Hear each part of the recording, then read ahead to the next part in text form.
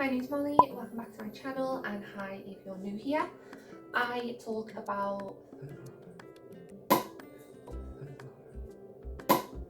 Hi, welcome back to my channel. My name's Molly and I do mental health and lifestyle videos, and I am trying to break the stigma of mental health and hidden disorders as well as the misconceptions. Today what I want to talk about is emetophobia. Now I'm going to put a trigger warning now that if you are somebody that you may not know what emetophobia is the fear of sick. Now if you're somebody who will be triggered by the word sick or talking about it or explaining it or going into any kind of detail about it, this might not be the video for you. So I'm just letting you know now, because I know that if I come across a video like this when I was not in the right frame of mind, when I was not in the right frame of mind, I wouldn't have dealt with it very well. So yeah, so I just wanted to let's get that trigger warning out the way, just to make people aware.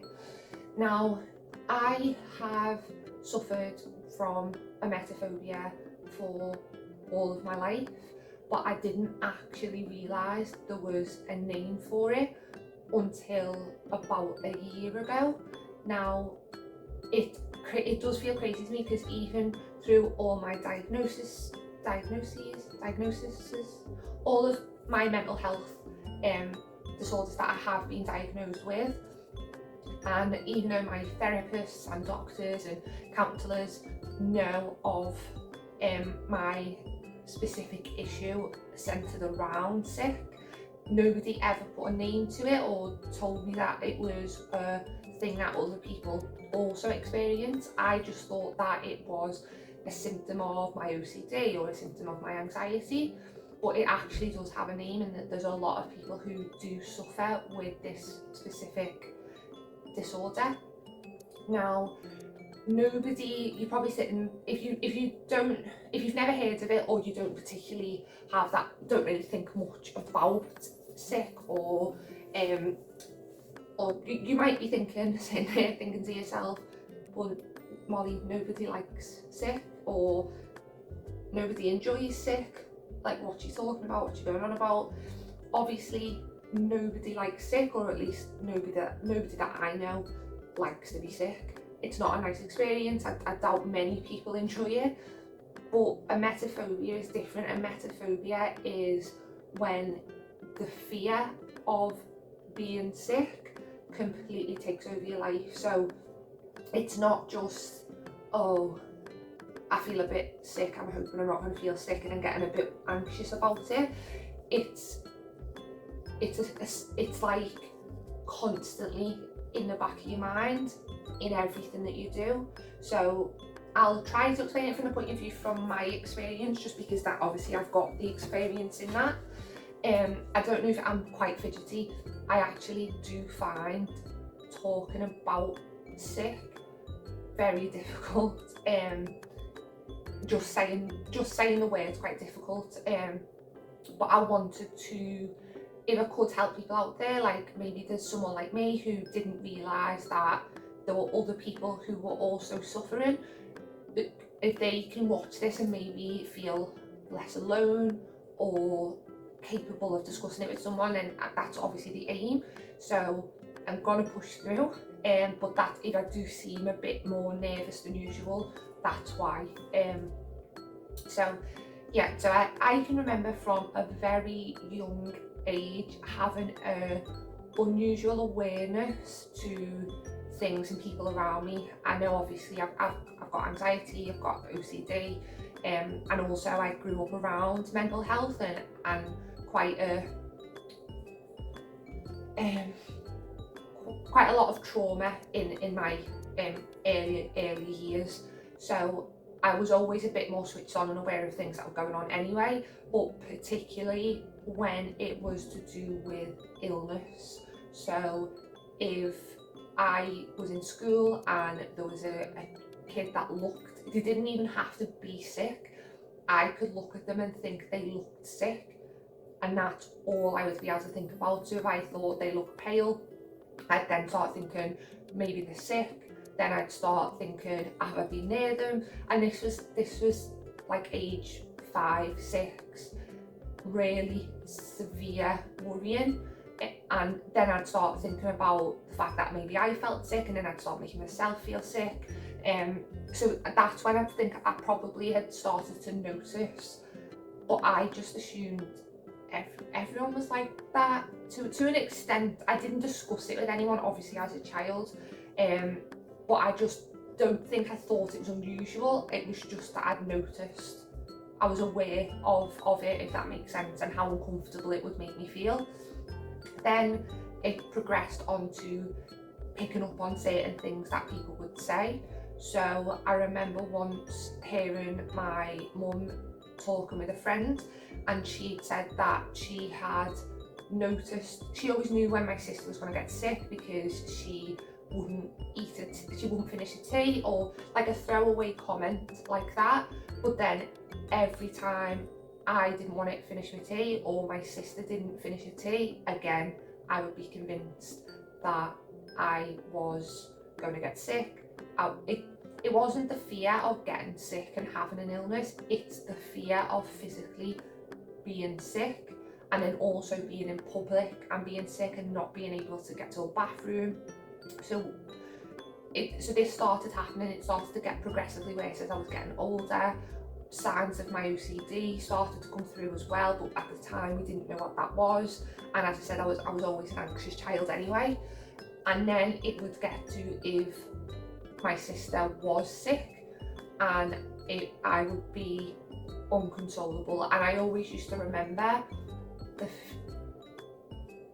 the guilt. I'd feel so guilty because I would know she was sick, but the reaction that would come from me was I couldn't control. So it was a case of I wouldn't want to near me. I'd become quite angry. I would lash out. I would come down with like a scarf over my mouth and would sit away. I would be washing my hands constantly. I constantly felt like I was dirty. I wouldn't want to touch anything.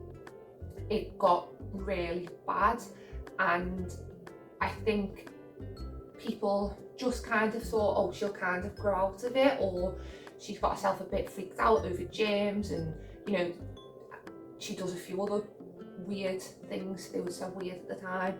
It's probably just a phase, and you know, she'll grow out of it. And then I started getting panicky over food that was due to go off, food that I'd convinced myself that food had gone off, or that it smelled funny, or it didn't look right, or if it was the day before the sell-by date, I'd be obsessed of, well, what if it's gone off early, what if they were wrong. It was basically anything that I thought could possibly potentially make me throw up, I would avoid as much as possible. And when I didn't avoid it, it's all I would think about. I could walk past sick on the street, and that would be my whole day, my whole week ruined, because I'd be convinced that I had inhaled some of the germs that, or I'd potentially stood on it without realising. And a lot of this does tie in with OCD as well, and it normally is related to anxiety, and obviously OCD is an anxiety disorder. And then a lot of my compulsions from my OCD ended up surrounding the fear of sick, if that makes sense. But not everybody has got OCD who suffers with emetophobia. It's just that in my case the two kind of interlinked. So it's difficult, I think, when people hear you say you're scared of sick, unless they've experienced something so intense that it completely takes over your life, I think it's easy just to kind of laugh it off.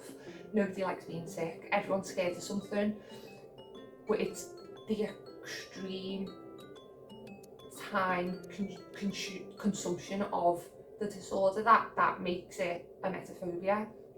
I know that I would then avoid being around the word. I would avoid programs that had said it on there, and then I started with compulsions in my head. So if I'd watch something, I'd be saying, pretend that you didn't watch this, pretend that you didn't, over and over in my head. Again, part of OCD is often repeating tasks or thoughts in your mind to try to undo or stop something happening, which obviously logically makes no sense, but that's just the disorder and how the disorder works for some people. So yeah, so it was quite difficult. I still do suffer with emetophobia. I would love to come on and say I found a great cure. I haven't, and there are still, it affects me. Sometimes it can affect me really. I can go through some pretty bad patches, but other times I'm coping quite well. I find that I'm on steady medication now for my anxiety and my OCD and depression, and that's definitely helped. And also talking therapy and CBT, which I've also done, and it's hard. There's still things, if I still get cold sweats if I think someone's being sick. I can sort of, where it used to be any sick, I can kind of logically argue sometimes with myself. So say for example, if we're on a night out or someone's possibly had a dodgy meal, I can not argue with myself, but I can kind of talk myself round to, okay, that's not something that's catchable, which means that they're not going to pass it on to you, which means that you are fine, you'll be fine. And then also the argument of, it's not going to kill you, but then people who have the fear will understand that that doesn't really help, and often the fear is worse than the actual action, shall we say. I do worry. I worry when I think about pregnancy and when I finally decide to have children. I think from a very young age, when it became apparent to me that morning sickness was a thing, that absolutely terrified me. I've had nights where I've thought about it and thought maybe I just won't have kids naturally. Then I've had nights where I thought, oh no, that's stupid. It's genuinely a massive fear. And then even just the fear of how stressed I would be, and then that being an unsafe environment for the baby. So that scares me. But again, it's something that's in the future that I will tackle when I get there. I did see a video recently from Zoe Snug. I did used to watch it when I was younger, and she's pregnant now, and I know that she's got emetophobia, and she was discussing how she was dealing with the fear of it, and actually she said that she was really lucky and she hadn't actually been sick, she'd felt sick. So I think hearing positive stories like hers and other people that I've spoken to that have not been sick, that also does help. Obviously there's never a guarantee, but it does take a massive, it's a big strain. I think it's also a big strain on relationships, because as I said before, like with my sister, you can come across as being selfish, and that's the thing that I struggle to deal with, because I try to be, as we're all selfish a little bit sometimes in life, but I try to be as least selfish as possible. And I know how selfish it is to not be able to look after someone who's unwell that you love, and that's another thing that worries me about when I have a family. What if I can't deal with it? But then a lot of people say you kind of adapt to your situation, and I think as well exposure therapy definitely helps people with OCD. It's definitely a good source of treatment for OCD, and I've heard it's supposed to be really good for emetophobia. It's not easy, but it's something that I would be willing to try. I know that also I could go back to therapy and go over CBT. I've got my doctor, who luckily my doctor is very supportive. I know that not everybody is lucky, or not everyone has the same health opportunities or options out there. What I would say as a whole is, if you're someone that does suffer with emetophobia, or have watched this and think that this definitely sounds like you, you're not alone, and there'll be thousands of people that have had and lived our struggle, and it can feel like you're completely on your own and nobody understands, but there's always somebody out there that completely understands what you're going through, and the inner turmoil that something like this can have. So when you're looking online, please try to look in positive places. It's so easy to get stuck in a cycle of that ugly side of the internet, where as much as people are trying to help each other, they're kind of just making each other feel worse, and awful horror stories and negativity. I think you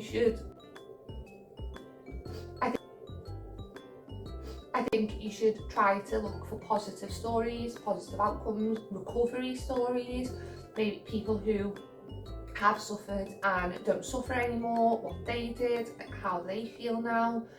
I do think, and it applies for the same thing, if you're ever looking for experiences from people who have been through the same thing as you, regardless of what it is, on the internet, the good thing is you'll find millions of them.